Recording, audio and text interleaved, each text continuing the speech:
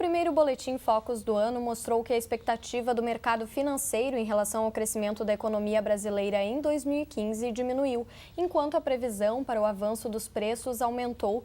Esse relatório é divulgado semanalmente pelo Banco Central. Para avaliar o cenário econômico do Brasil diante da realidade de outros países e falar sobre as perspectivas para esse ano, recebemos aqui no estúdio Ivanildo Triques, que é professor de Ciências Econômicas na Unicinos, e as alunas do curso, Rafaela Osterman Tamioso e Priscila Link. Sejam bem-vindos à Conexão, tudo bem? Tudo bem. Olá, professor, como vai? tudo bem? Tudo bem? Bom, então, para a gente começar essa conversa, você poderia explicar o que representa a economia do Brasil num contexto mundial? Tá certo. Então, o Brasil está situado em sétimo lugar em termos de potencial de produção de bens ou riquezas do mundo.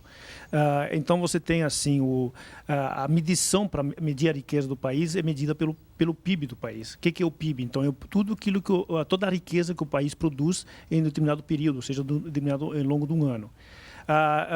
As principais economias mundiais, então, começam com os Estados Unidos, que praticamente quase um quarto de tudo que é produzido no mundo é produzido na economia norte-americana. Ainda mesmo com a crise, a economia americana ainda continua sendo... Sim, continua sendo absoluta. Quer dizer, quase 25% da produção mundial é feita dentro dos Estados Unidos. Em segundo lugar vem a China, terceiro vem a Alemanha e quarto a França. Então, se você pegar os principais países, os 4 principais países, quase 50% de tudo que é produzido no mundo é produzido dentro desses 4 países. Só para entender, então, um pouco esse potencial dessa produção que tem esses países. E o Brasil está em torno de uma faixa de 3% de tudo que é produzido no mundo.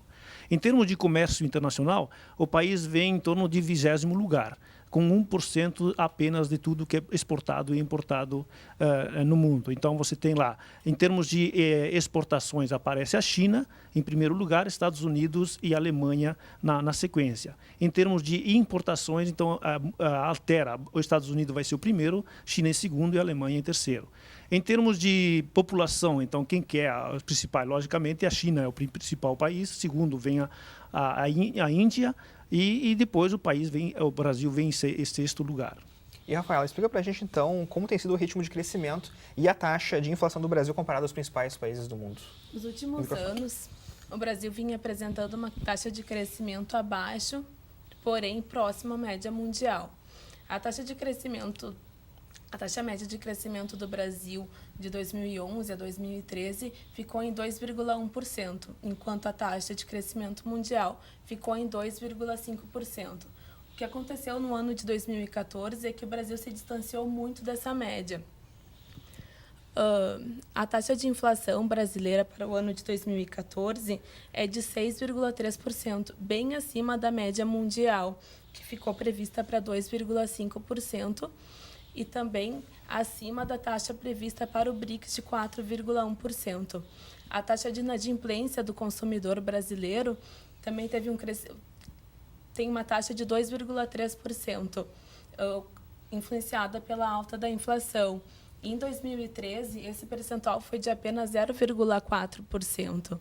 O aspecto positivo, então, fica para a taxa de desemprego, que ela vem se mantendo nas mínimas históricas, mesmo com esse período de baixo crescimento econômico. Bom, Priscila, falando então um pouquinho sobre os indicadores sociais, em quais países seriam observadas as maiores diferenças? Quando a gente fala dos indicadores sociais, a gente nota uma preocupação não só do Brasil, mas como a maioria dos países em melhorar a qualidade de vida das respectivas sociedades. Falando do Índice de Desenvolvimento Humano, que é o IDH, o Brasil está com um índice de 0,74, que é a posição de número 79, que é considerado de alto desenvolvimento, mas ainda é muito distante do índice de desenvolvimento humano mais alto do mundo, que é da Noruega, que é 0,94, ou até mesmo da Alemanha, que é de 0,91.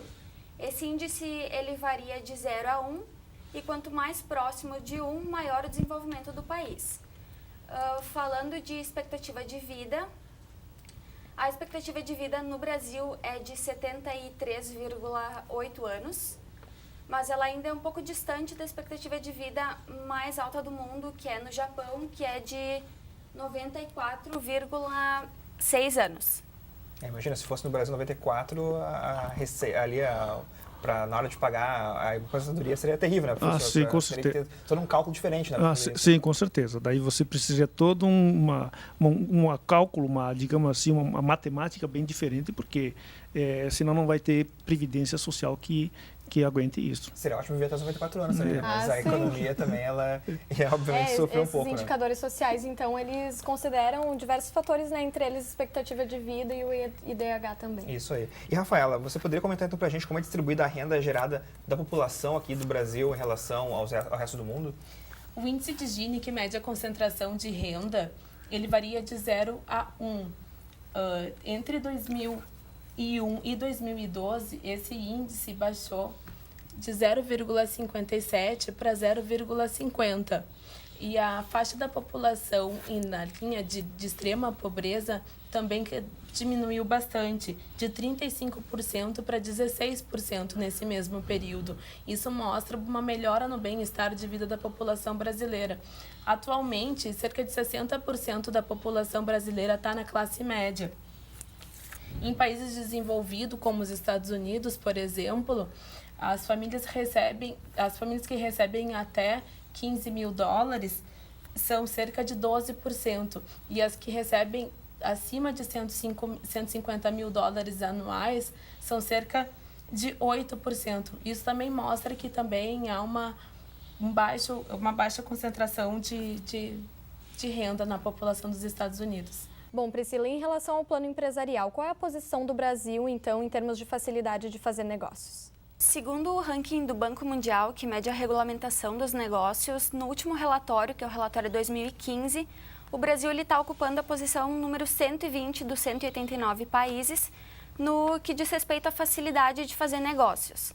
No Brasil, são necessários 12 processos para se abrir uma empresa, que é o dobro do tempo gasto nos Estados Unidos e 3 vezes o tempo da China. Bem burocrático, né? Quanto ao pagamento de impostos, ainda aqui no Brasil ele é 15 vezes maior do que nos Estados Unidos quanto ao tempo gasto. Por isso, nesse quesito específico de pagamento de impostos, a posição brasileira é de 177. A melhor posição desse ranking mundial do Brasil é no quesito de obtenção de eletricidade, onde nós somos os 19º colocados dos 189. Singapura ainda é o melhor país do mundo quanto à facilidade em se fazer negócios e além de ser o país que mais cumpre os contratos, onde o Brasil ocupa a posição de número 118. Quanto à obtenção de alvará, o melhor do mundo é Hong Kong e o Brasil ocupa a posição de número 174 e, por fim, no comércio internacional, a posição brasileira é a de número 123. Talvez isso justifique por que nós exportamos tão pouco. Quer dizer, o nosso comércio internacional é tão pouco em relação aos demais países. Quer dizer, você tem uma série de obstáculos, empecilho internamente que dificulta muito a gente. Só para abrir a empresa, né? Exatamente. É uma dificuldade, né? É verdade. E, Rafaela, vamos falar um pouquinho sobre as relações comerciais do Brasil, como é que ele se relaciona com outros países e qual é o nosso maior parceiro comercial? Então, o total do comércio exterior brasileiro, ele diminuiu cerca de 5% se comparados ao resultado de 2013. Então, isso nós temos um déficit na balança comercial de $4 bilhões. Esse resultado foi influenciado principalmente pela baixa do preço das commodities e também pelo cenário desfavorável econômico, principalmente pela crise da Argentina, que é um dos nossos principais compradores atualmente. O principal parceiro comercial do Brasil é a China. Cerca de 18% de tudo que a gente exporta vai para esse país asiático, seguido depois dos Estados Unidos e depois da Argentina. E tudo que a gente importa vem basicamente da China também, seguido dos Estados Unidos e depois da Argentina. É semelhante ao que acontece nas nossas exportações. Os principais produtos que a gente exporta, então, é minério de ferro, grãos e o segmento cárneo, ao contrário do que a gente tem acostumado no que nós importamos, que são produtos de alto valor agregado, como máquinas e equipamentos. Bom, e a gente tem ouvido muito falar no resultado da balança comercial, que foi o pior, então, desde 1998, né, professor? Em 2014, então, o Brasil comprou mais do que vendeu para o exterior e teve um déficit de quase $4 bilhões. Por que isso acontece, professor? Na verdade, o que aconteceu também tem um contexto internacional junto, né? Você tem uma queda adicional aí do preço do petróleo, você tem uma queda da produção da China, O PIB da China, quer dizer, estava na faixa de 10, 12% ao ano e acabou fechando em torno de 8 e qualquer coisa. Então, como a China passa a comprar menos produto no mercado internacional, você acaba exportando menos, né? E, consequentemente, você acaba importando na mesma magnitude e aí você vai ter essa diferença na balança comercial. Certo. Bom, e Priscila, o Brasil, então, oferece ainda algum atrativo para que as empresas se instalem aqui? Pelo que você falou, não são muitos os atrativos, né? Os determinantes do investimento externo, eles são caracterizados pela adotação de fatores. Matérias-primas, custos de transporte, estrutura, em termos gerais, pela vantagem comparativa do país em relação aos demais. Existem outros fatores ainda que estimulam a entrada de investimento externo direto, como o grau tecnológico empregado, os processos produtivos verticalizados, a estabilidade macroeconômica institucional e o tamanho do mercado.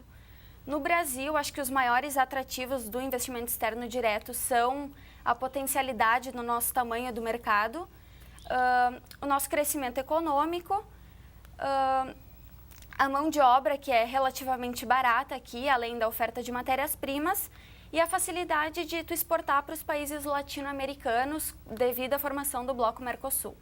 E, Rafaela, quais são os principais, então, tipos de tecnologia estrangeira que o Brasil tem trazido para cá? Os principais investimentos em tecnologia estão no setor de serviços, principalmente a entrada de investimento está principalmente no setor de construção civil. A indústria é o segundo setor a mais receber investimentos, tanto na indústria de alimentos, a mecânica e a metalúrgica.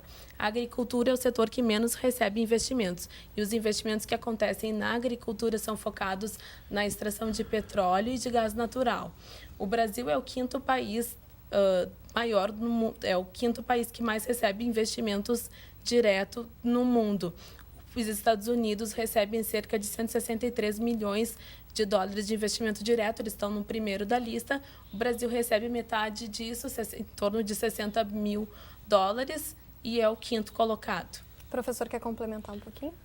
Não, na verdade, é que eu queria dizer que essa parte de tecnologia, né, na verdade, você entra naqueles setores em que o país é um pouco deficitário, no caso, nesse segmento. Na agricultura, como a gente tem uma certa eficiência em relação aos demais países internacionais, então aí você tem pouca entrada de investimento nessa área específica, porque nós somos, de certa maneira, digamos assim, autônomo, né, nesse sentido.